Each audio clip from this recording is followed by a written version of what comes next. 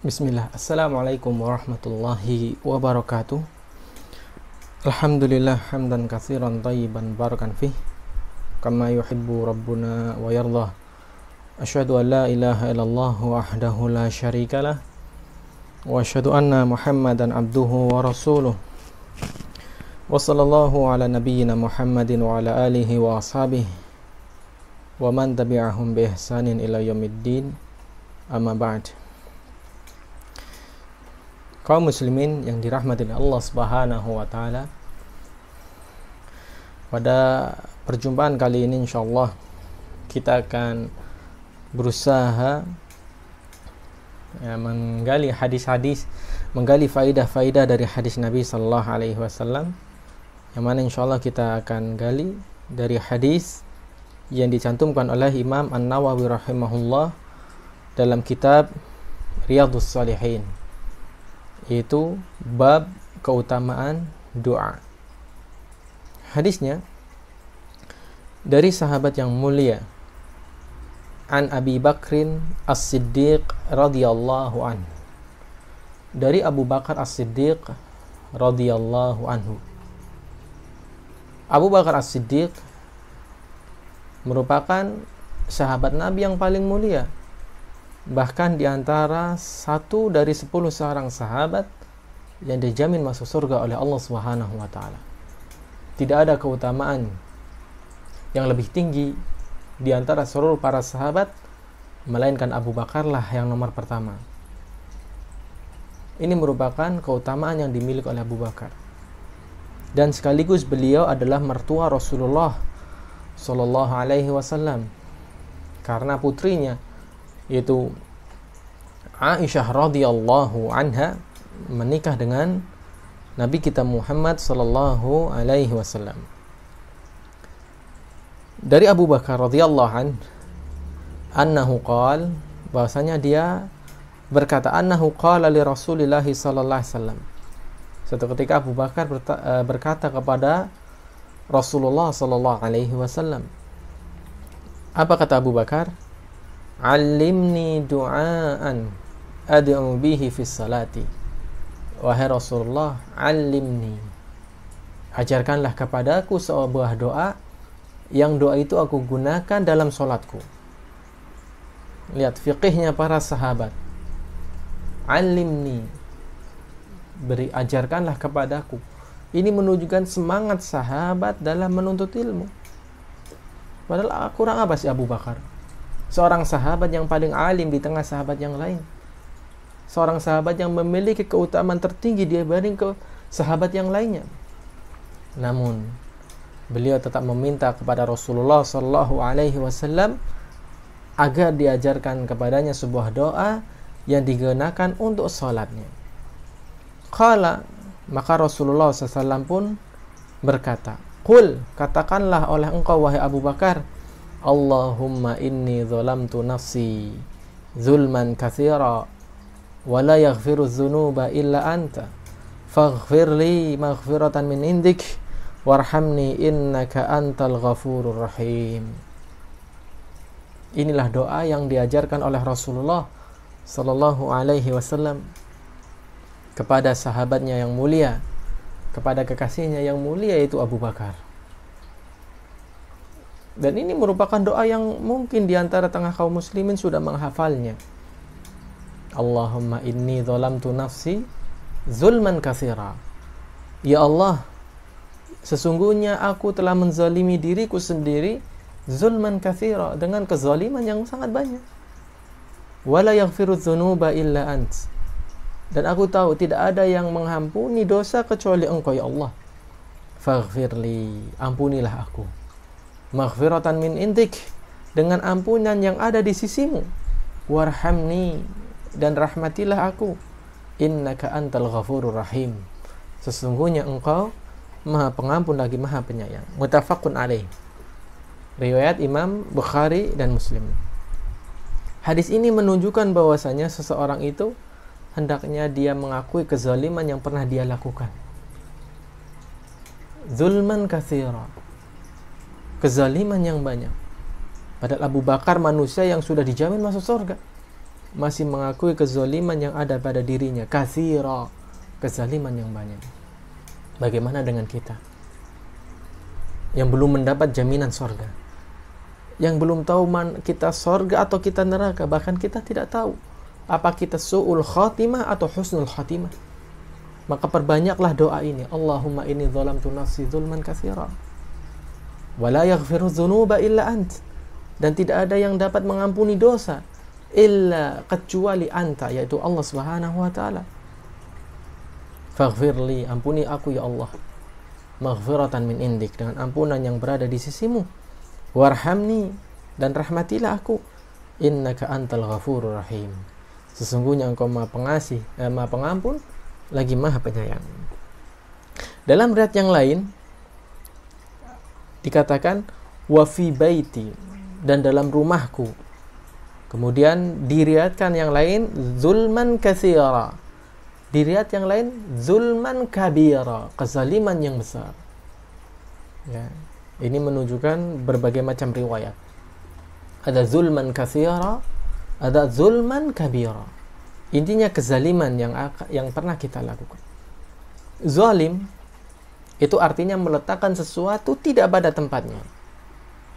Contohnya songkok, kopiah atau peci ini tempatnya di kepala, ditaruh di atas kepala.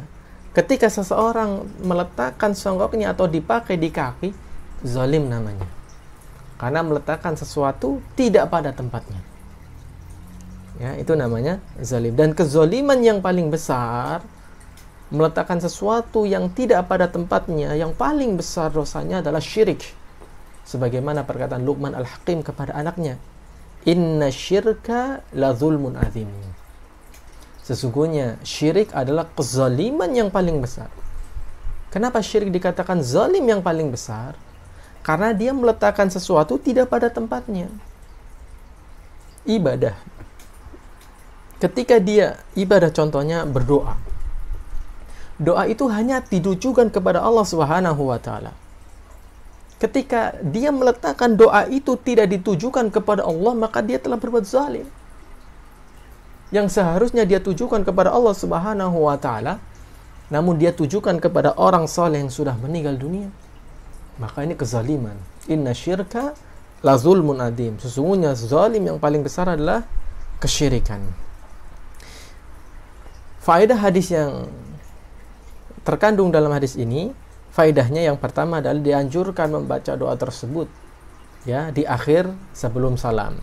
Sebagaimana Syekh Muhammad Shalih Al-Utsaimin, beliau mengatakan bahwasanya doa ini bisa dibaca ketika sujud atau setelah tasyahud akhir, ya, setelah seseorang membaca Allahumma inni a'udzubika ya min fitnatil mahya wal mamat wa min fitnatil masihid dajjal. Sebelum doa itu, setelah doa itu dia membaca Allahumma inni zalamtu nafsi zulman katsira sampai akhir. Kemudian dia baru salam. Atau dalam sujudnya. Dan doa ketika sujud ini tidak dikhususkan di sujud yang terakhir. Boleh setiap sujud dia berdoa pada Allah Subhanahu wa taala, karena itu tempat yang paling dekat dengan Allah Subhanahu wa taala. Silakan berdoa di setiap sujud, jangan dikhususkan di rakaat yang terakhir, di sujud yang terakhir dengan memperlama sujud. Ini keliru. Ya, silakan setiap sujud dia setelah doa Subhana Rabbiyal A'la misalkan, kemudian dia baca doa ini, terus setiap sujud seperti boleh. Karena ini doa yang masyru', ya, doa yang disyariatkan oleh Rasulullah sallallahu alaihi wasallam. Kemudian faedah yang kedua adalah ketika seseorang itu memohon ampun kepada Allah, hendaknya dia disertai pengakuan diri, pengakuan dosa. Dia mengaku dosanya banyak. Ya, jangan ya Allah ampunilah aku ya Allah, tapi dia menyombongkan dirinya di hadapan Allah Subhanahu wa taala. Ini termasuk kekeliruan. Kemudian faedah yang lain adalah setiap orang pasti memiliki kekurangan. Tidak ada yang sempurna. Contohnya Abu Bakar. Ya, Abu Bakar As-Siddiq radhiyallahu anhu. Ya, sahabat mulia, punya kekurangan. Apalagi kita manusia biasa. Tidak ada manusia yang sempurna. Kesempurnaan hanya milik Allah Subhanahu wa taala. Bahkan Nabi Muhammad SAW pun pernah melakukan kekeliruan. Ya, kekeliruan dalam sholatnya. Ya. Namun kekeliruan yang dilakukan oleh Nabi SAW ada hikmahnya. Ada hikmah untuk umatnya. Seperti Rasulullah SAW keliru dalam sholatnya, yaitu lupa. Sholat zuhur atau sholat asar, beliau yang seharusnya 4 rakaat, beliau sholat 2 rakaat.